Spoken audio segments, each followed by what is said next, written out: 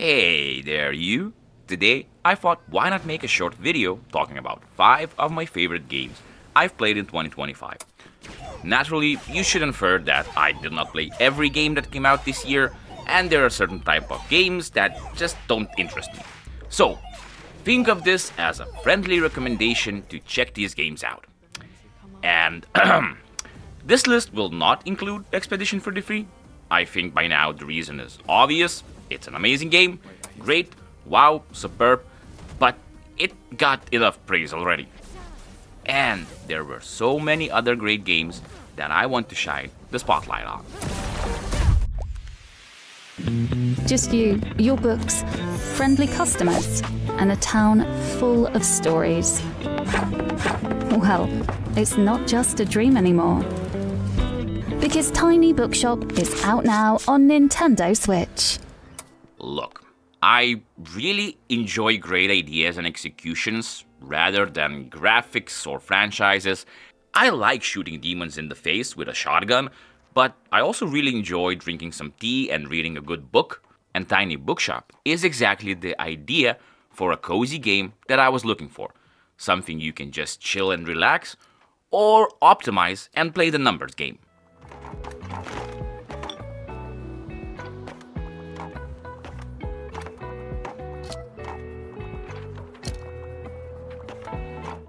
What you do is sell books, do quests, buy new decorations, improve your sale chances, and go sell more books. This little city and its residents are not just cute looking. They have their own stories and vivid characters. There are even seasons with their own special quirks and modifiers, like a snowman decoration probably won't work as well when it's summer and you're selling books near the beach, you know?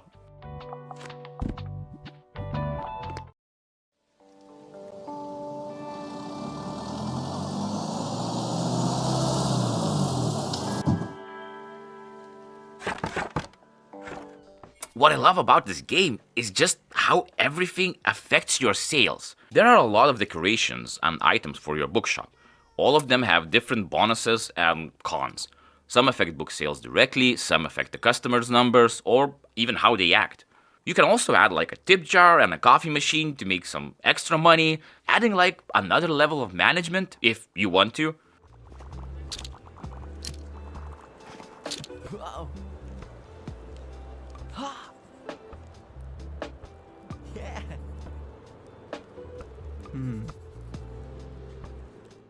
You can just make your shop look like really nice, or make it look like a Frankenstein creation to optimize the sale chances.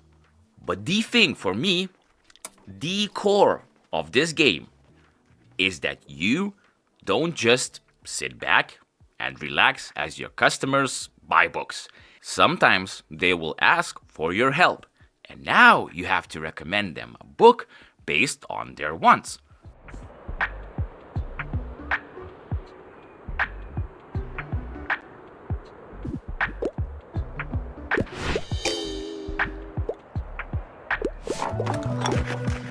It can be really easy at the start when you have a lot of books and, of the certain type, but then later on in the day, it's getting tougher and tougher to find anything to recommend. I don't know, it made me kind of feel smarter when someone asks for a horror book and you immediately know that you're going to give them Dracula because that book was dope.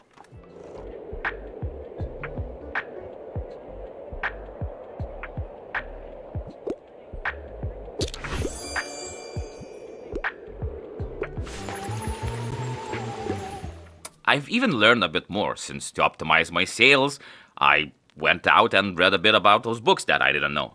So yeah, it's a perfect chill game for me, and now I want to open my own bookstore. Sleepless, no reply. Dreaming of Kingdom High. Pages always just outside of sight. What do they hide?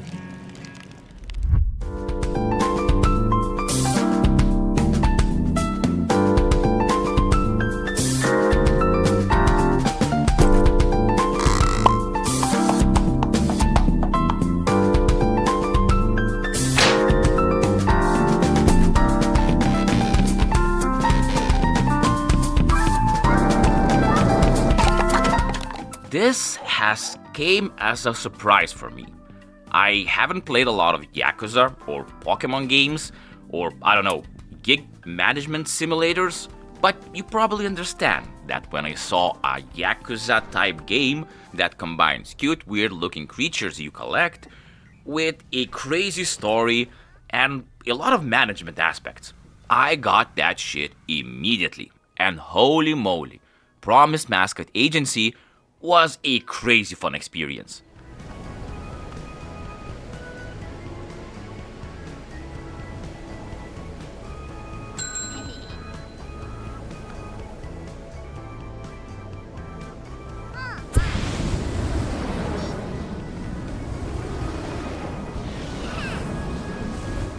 The story? It's fun, engaging, but not overly complicated so that you couldn't just sit back and enjoy it. The characters you meet are really fun, and some of their stories kind of resonated with me. But of course, the highlight of the game are the mascots.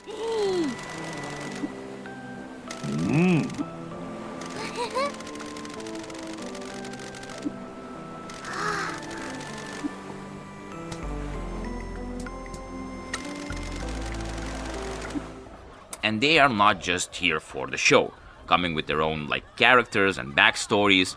But when it comes to that show, man, it's just hilarious to see a big tofu that is fighting like 3 dudes for no reason.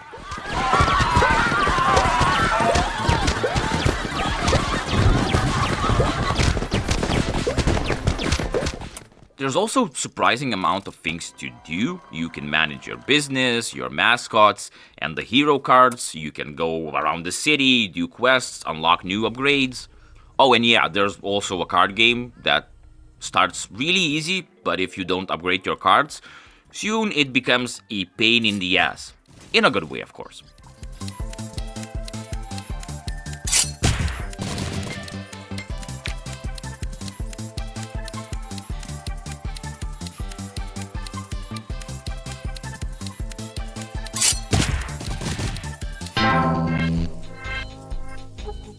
But how do you get those upgrades or upgrade those cards? By doing side quests and helping these characters on their journeys. It's all kind of meshes into this flow when you always have things to do or new stuff to discover, but you're never overwhelmed by it. But even with all that, I'm not gonna lie. Some of the most fun parts of the game was just launching my little truck as high as I can and, I don't know, tumbling down mountains, doing backflips, then landing in someone's backyard just to be like, wow, yeehaw, let's do that again.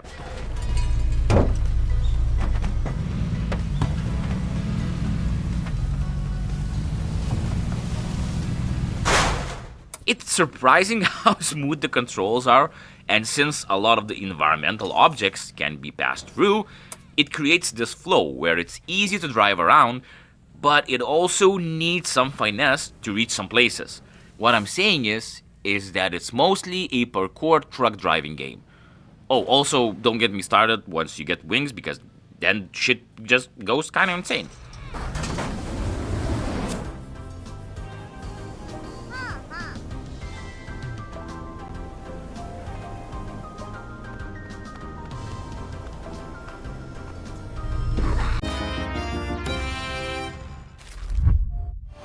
Descend into a fast-paced fantasy roguelike that plunges treasure seekers into a bottomless abyss teeming with monstrous hordes to be obliterated as you wield over 50 unique balls in devastating combinations.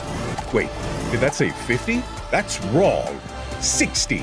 Over 60 unique balls. Trust me, I know. I found them. Balls, balls, balls. Everybody loves balls. Okay, all sleazy jokes out of the way. I did not have a brick breaker roguelike base building game as my, top contenders, but here we are.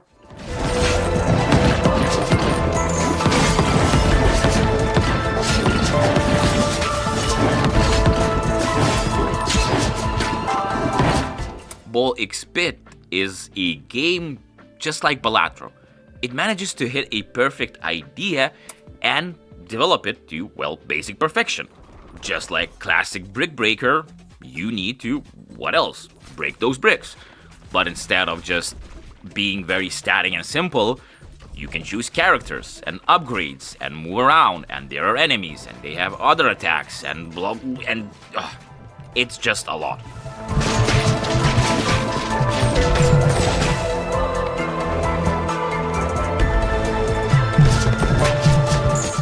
But a lot in the best way, where basically every run feels different since you do have a lot of different characters, and at some point you can basically combo them, merging their effects into one playthrough.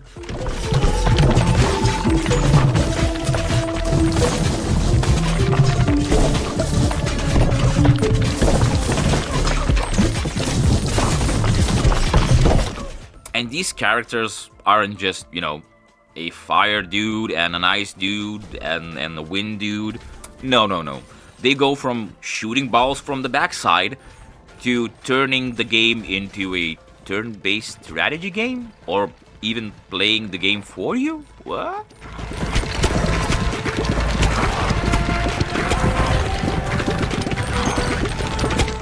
Like, that is already nice, right?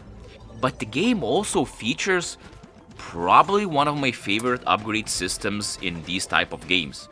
You see, you can combine certain balls and get both of their bonuses on one attack. That just opens up a library of new combinations.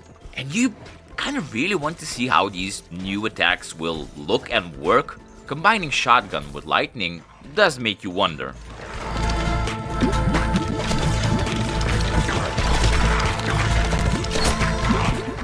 But then you realize you can evolve balls to much more powerful, options.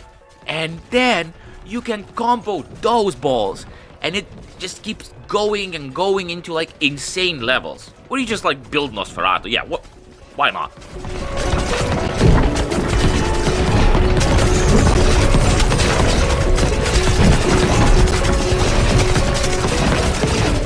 I also really like the base building phase, where you can maximize your resources by thinking a bit and then building your weird looking town. And with some special buildings, there was quite enough strategy to keep me hooked.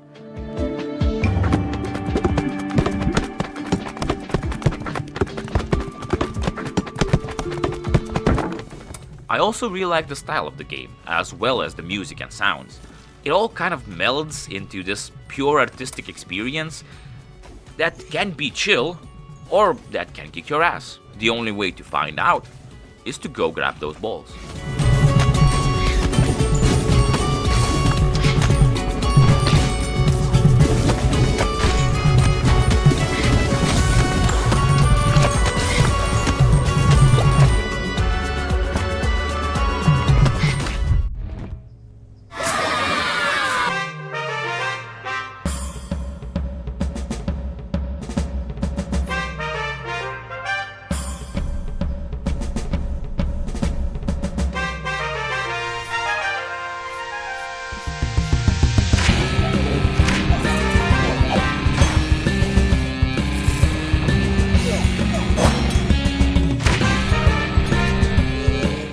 So, do I have 300 hours in Nine Kings I've sunken in this year? Yeah. Will I play it for another 300 hours? You bet your sweet ass I will.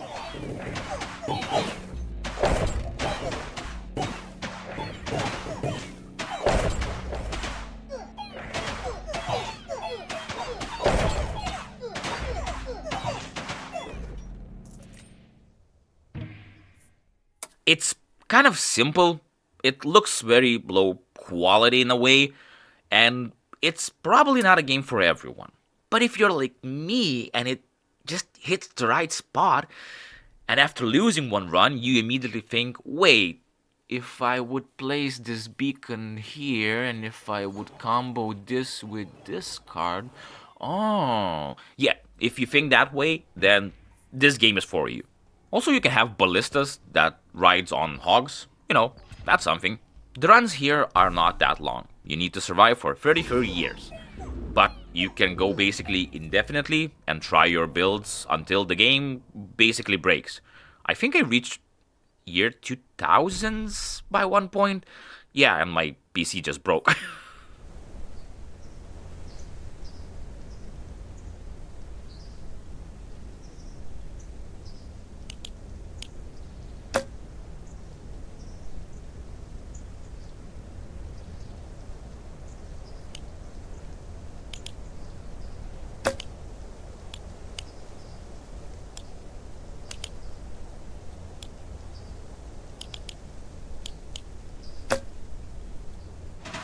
I also really like just how different each king plays and feels. Oh boy, trust me, after a certain time, you will start to fear some kings. Like, god damn, I'm looking at you, King of Greed. Fuck you.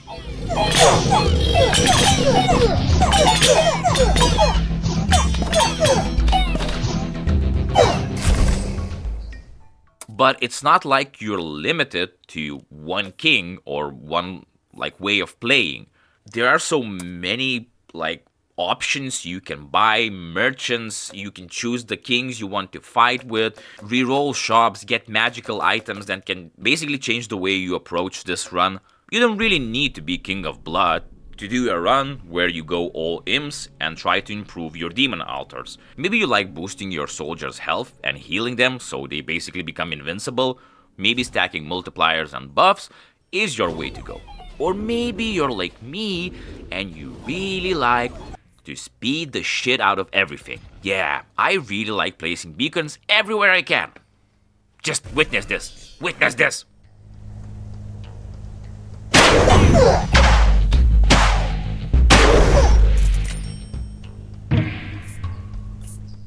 Oh, and those rainbow cards, like the special cards, can really shake up your playthrough. For example, you can make your soldiers giant and basically have like a shit ton more of damage. Or destroy one plot to level up basically everything. But also, you can fuck yourself up. Like me. Take slime, and at some point, you can't get rid of them. You can't because you don't have the cards to destroy this, and they keep multiplying every single turn.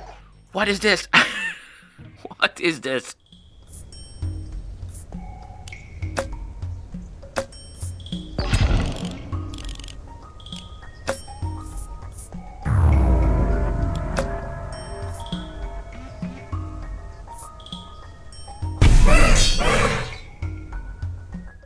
It's the kind of game where you can delve very deep going into Steam guides and forums and whatnot.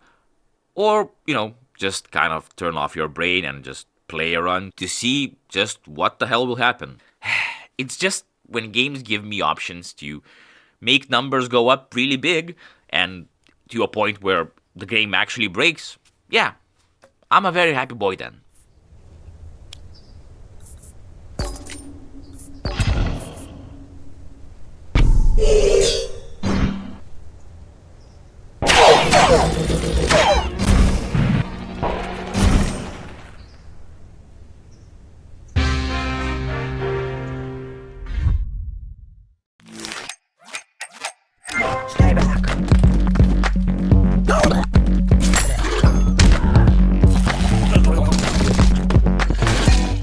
Yeah, so by now you probably understand that I don't really play AAA games or big budget games. I really kind of like indie games and games that have a core idea, not just a franchise, and stick it to the stick, man. I love this game. It asks a simple question. Did you like those old Stickman animations or Flash games? If you did, then it's a perfect game for you. Since it's a perfect game for me, and I love that shit.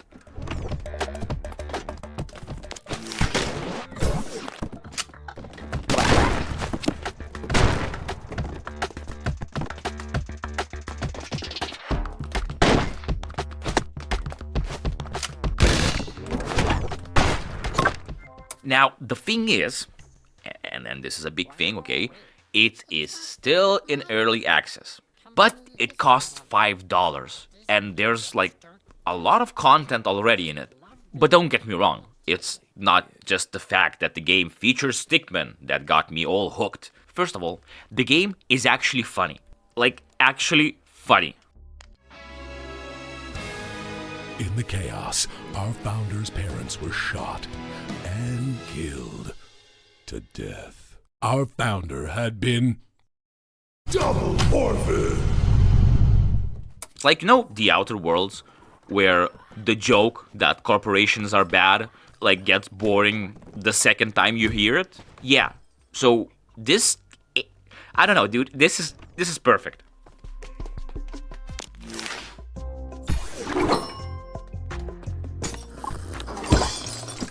Sure, for some it might push too much in some places, but I don't know, it just feels so genuine, especially coming from small creators and not a big studio.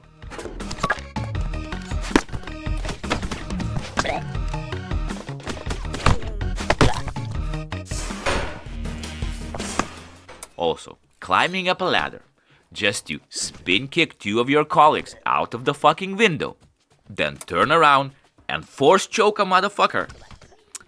Yeah, that will always be funny. Or I don't know, just go all anime and just do this. Second, the game feels very responsive. You feel every attack, every kick, and even if sometimes it becomes pure chaos, you're always feeling in control, even if surrounded by like 20 guys. I promise.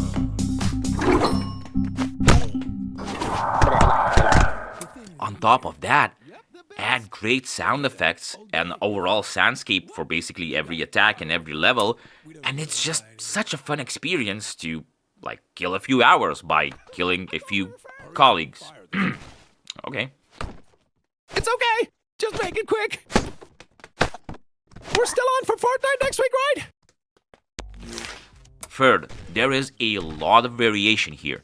Even after you choose one of your characters, like Nerd, Batman, Saitama, no one is stopping you from grabbing a freaking gun and going to town on these fools. Combine that with different perks and passives, and you really get a game where you can build your own stickman that feels unstoppable. Well, until you reach this guy. Fuck this guy.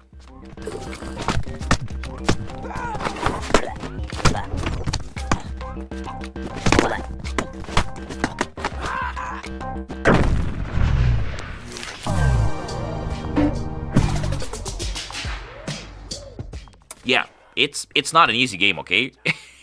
I'm getting my ass kicked even in medium difficulty. Oh boy.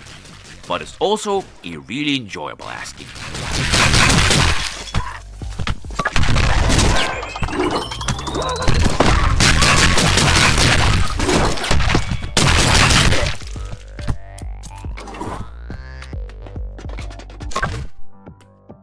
So yeah, thanks for watching my video. These were my top games of 2025. But what are your top games of 2025? Leave your listing below. Or if you simply want to chat, hit me up. Anyway, thanks for watching. Go play these games if you haven't, and I'll see you all later. Alligator.